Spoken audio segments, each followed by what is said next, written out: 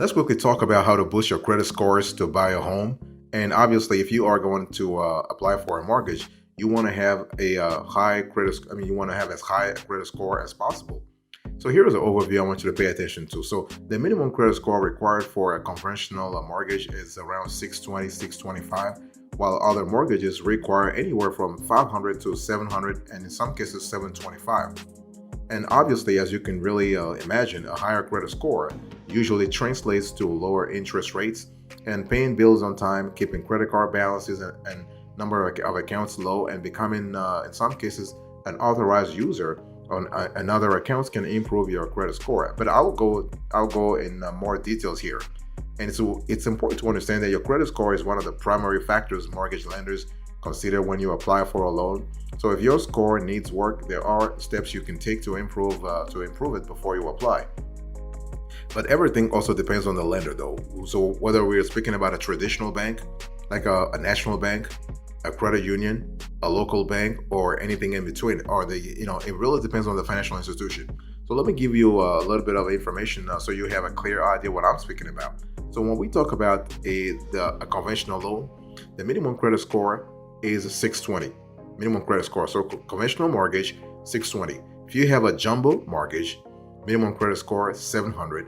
If you are speaking about an FHA, minimum credit score here 580 or 500 with 10% down. So the more you put down, the more you actually, the lower the APR can go. In other words, you are basically partially mitigating the risk that the mortgage lender takes when they lend to you with a low credit score. For a VA loan, VA mortgage, 620. Now, VA does not require a minimum credit score, but lenders do. We're speaking here about Veterans Administration. And for a USDA loan, we are looking at the 640. So 640 as a minimum. So that's kind of the ballpark you want to think about. So still, it's best to have the highest score possible before you apply for a mortgage.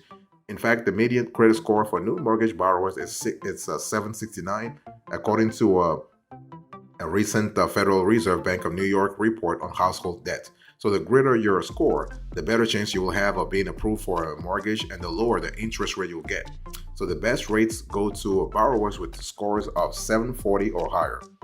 By the way, boss, welcome back to the show. It's really a pleasure to have you here. Make yourself comfortable. You are going to enjoy today's conversation in terms of improving your credit scores to help you buy a home. It's important to understand that you want to start by getting information. You got to have a clear idea about what's really happening with your credit score and also your credit reports. So that means what? It means that you have to really check your credit score to see where you are at. Okay, check your credit reports and scores. So, and that's pretty simple. Got a copy of your credit report from each major credit bureau. I'm speaking here about Equifax, Experian, and TransUnion, and everything happens through annualcreditreport.com, right? It's not about you actually going to Equifax separately, Experian separately, and TransUnion separately. No, you get everything through annualcreditreport.com. And aside from reviewing your scores, make sure there are no mistakes, especially regarding late payments or closed accounts. If there is an error, you want to contact the bureau to dispute it as soon as possible. And the sooner the better. And when you actually when you initiate a dispute, make sure it is in writing. Don't do anything over the phone, or don't do anything electronically. You can do it electronically, but you always need to have a paper trail, because just in case something were to happen. So that's the very first step. The second step is you want to pay all your bills on time, and I mean all your bills. It doesn't matter, if you think that the bill is so small, it doesn't require some on-time payment. No, all your bills, you must pay them on time. And so, if you want to improve your credit score for a mortgage, keep all your accounts in good standing. And I'm talking about even your non-credit accounts. I'm talking about, for instance, your checking accounts, your savings account. You do not want to have overdrafts in those accounts. Because if you have too many overdrafts, that's really bad for your credit too. So missing the payments overall can lower your credit score, and late payment can stay on your report for up to 7 years. And if you are currently late on a payment but still within the grace period, contact the creditor right away to see if you can get things back on track and the late charge erased. If you do have a late payment on your record, strive to make payments actually on time moving forward. So it's all about really having the right strategy going forward.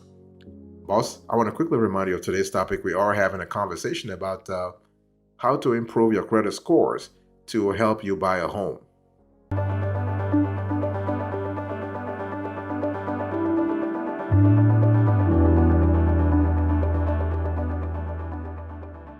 The next thing you want to do here is to reduce your credit card balances. Now, you might be thinking, well, what's the correlation between my credit card balances and my mortgage? Well, it's important to understand that even though your credit card balances are not as high as the mortgage loan amount that you're applying for, having a high credit card balance will translate into a higher CUR. And if you have a high CUR, chances are you're going to have a high APR.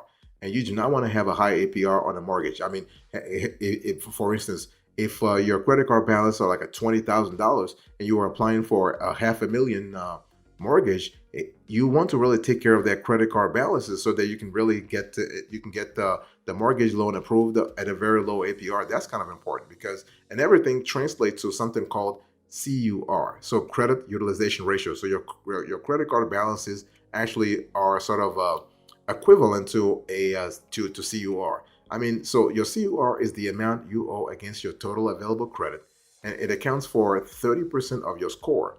So the lower the ratio, the better. And as a rule of thumb, if your utilization is over 30%, work to pay down those balances so you are under that threshold. And the thing is that it's very possible to actually go below 30% if you strategize around the mortgage application. In other words, if you know you are going to buy a house next year, you want to start right now actually working on lowering your CUR, right? That means paying more than the minimum due amount, and you also want to make sure that you spend less. I mean, there are also other ways, but those are the two ways. You can also try a debt consolidation loan, but that consolidation loan is merely shifting the type of debt you have to different categories, but overall, holistically, the total amount you have, the total amount of debt you have is still the same. That's why it's just a lot better to actually pay down the debt over time, so you can lower your CUR to maybe around 25% or like 20%. The lower the better, and that way you can get a better chance of having a high APR. I mean, a low APR. That's what I meant.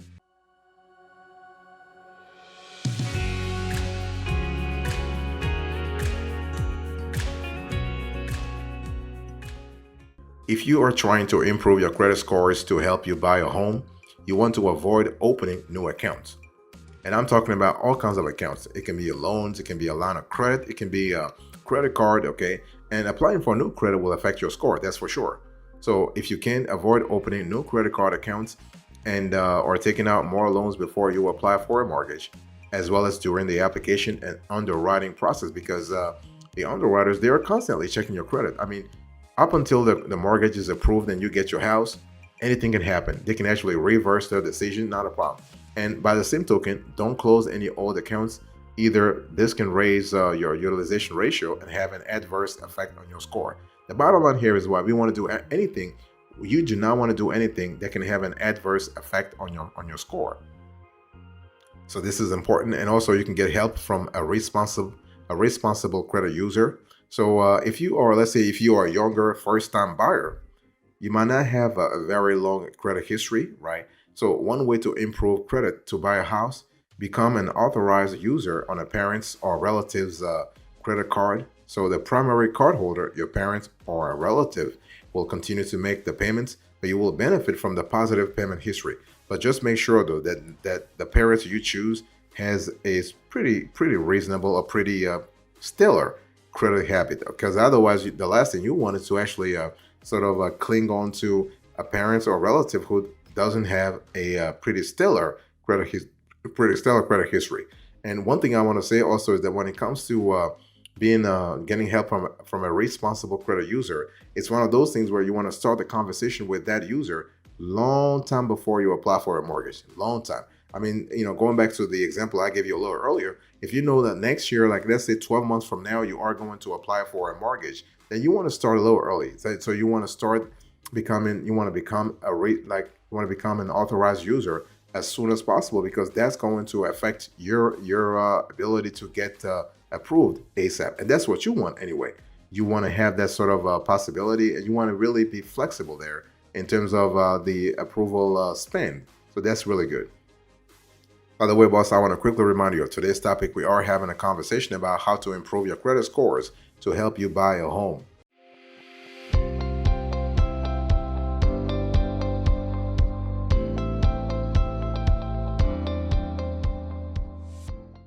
Let me give you a bonus here. So what factors determine your FICO credit score? Let's quickly revisit that so you have a clear idea about what I'm talking about.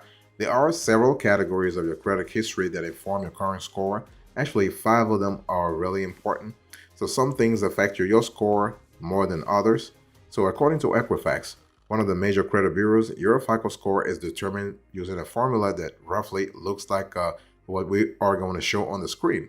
So you have on-time payment history, 35% of score, amount of debt, 30% of score, length of total credit history, 15% of score, number of new accounts, 10% of score, and the type of credit utilized, 10% of score. So if you notice the on-time payment history and the amount of debt, those two already accounts for 65%, which is really nearly 2/3 of your FICO score. So if you can really just focus on-time payment and amount of debt, like lowering the amount of debt you already have a strong leg up when it comes to increasing your credit score. Okay, that's important, especially if your goal is to make sure that you actually increase the score high enough so that you can qualify for a pretty good mortgage down the road. And that should be the possibility anyway. And one thing I want to say also is that when we talk about this sort of credit score, it has to be something that really applies to all kinds of situations across the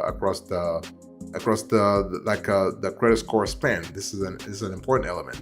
One thing I want to say about this is that when we talk about the 5 categories, you also have to see which one you can tackle real fast, because the length of total credit history, you cannot do anything about it, because it's either you're old or you're young, right? So this is something that you can't really do anything, but you can really pay attention to the number of new accounts.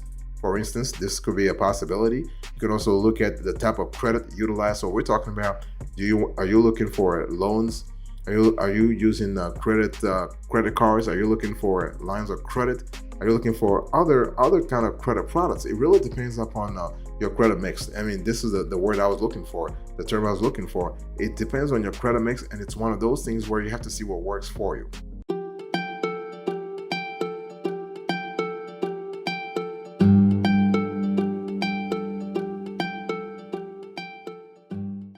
So let's quickly talk about how quickly you can improve your credit score, because the whole thing is, if you want to improve your credit score to help you buy a home, you got to really have an element of chronology. You got to have an element of timing, right?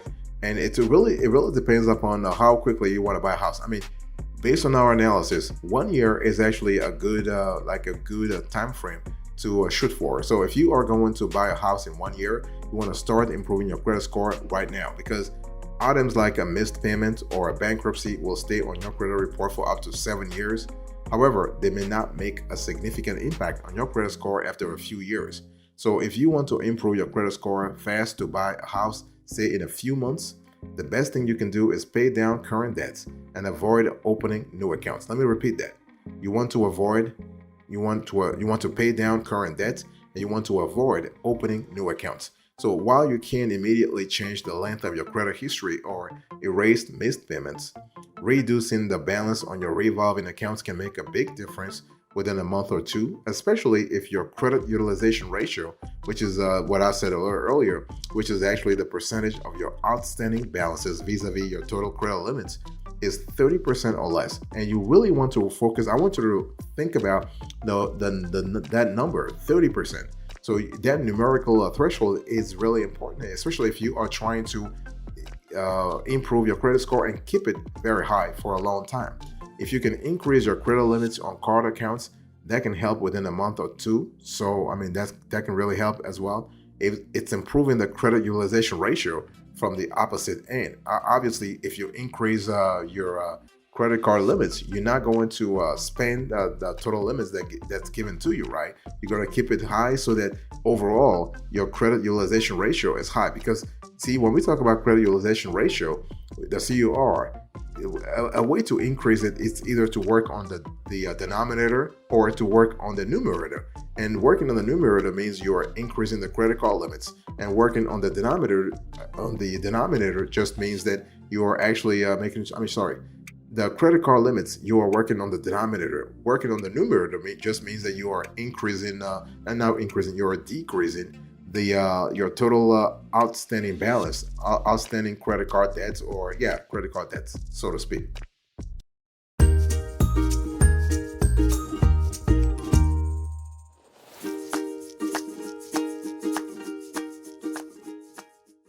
Let me give you an approach before we close to this conversation. I mean, can you get a mortgage with bad credit? Of course.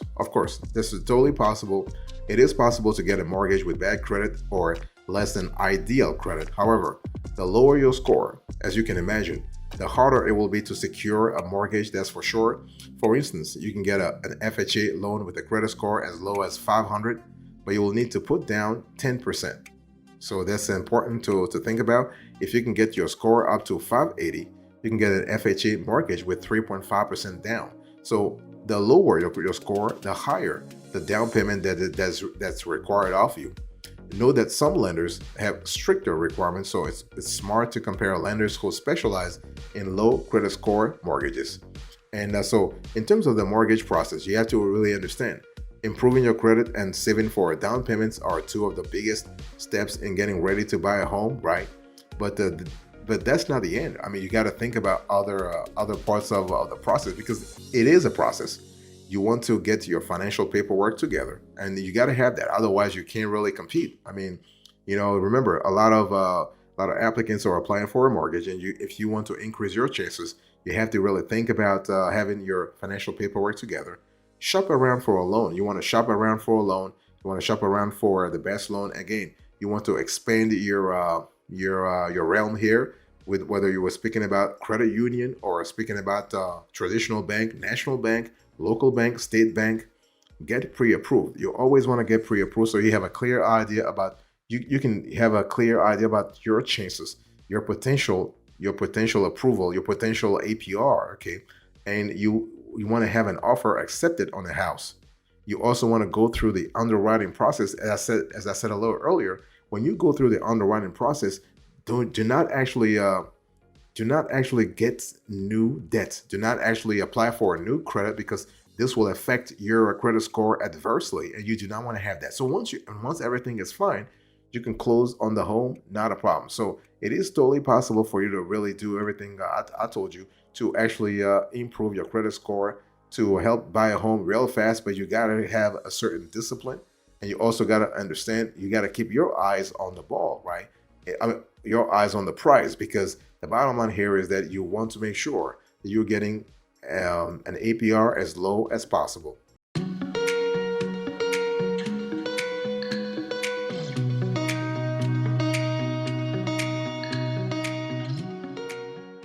Thank you so much for your attention. I really appreciate it. And in terms of how to improve your credit score to help you buy a home, let me do a quick recap here. So I give you the overview, the steps, the bonus, and the approach. Thank you so much. God bless you. I'll see you next time. Until then, remember, stay marvelous.